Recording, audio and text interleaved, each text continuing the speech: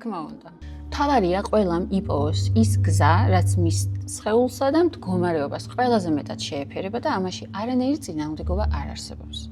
ორივე არის განსხვავებული გზა და ორივე ემსახურება ჩვენს კეთილდღეობას, ჩვენს კარგად ყოფნას, ჩვენს ფორმაში ყოფნას.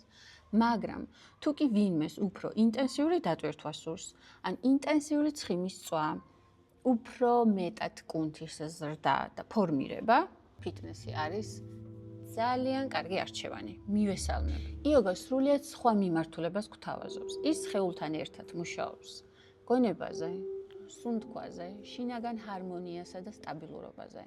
აქ უფრო ორიენტირება გვაქვს ხოლმე არა მარტო გარეგან ფიზიკურ შეხედულებაზე, უფრო შინაგან მდგომარეობაზე.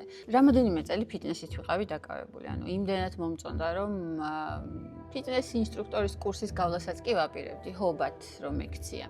ეგრე მეგონა იოგაზეც ჰობი თქო, მაგრამ ახლა აქ ვარ. ზუსტად აქ აბსოლუტურად ყველა თვალსაზრისით ვარ იდეალურ მდგომარეობაში, ჩემთვის, ანუ ჩემი თავისთვის კომფორტში ვარ, რადგანაც ფიზიკურათაც ძლიერად გრძნობ თავს, შინაგანათაც, ოღონდ ეს ყველაფერი მუშაობის პროცესია.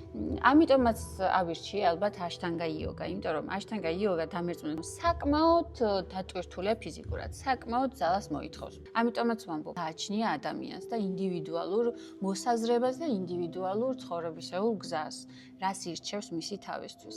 საერთო ჯამში კი თუ მაინც და მაინც ფორმაში ყოფნა გსურთ, კვების გარეშე არ გამოდის რა არაფერი. თან ასაკირო გვემატება ხო უფრო და უფრო რთულდება, ასე რომ აქტივობებს მაინც და მაინც დავაბრალებთ, ყველაფერი არის მაინც ჩვენზე დამოკიდებული. მე გირჩევთ იოგასთან ერთად თუ არ ყოფნით დატვირთვა პლუს ფიტნესი. საუკეთესო საშუალებაა. დროებით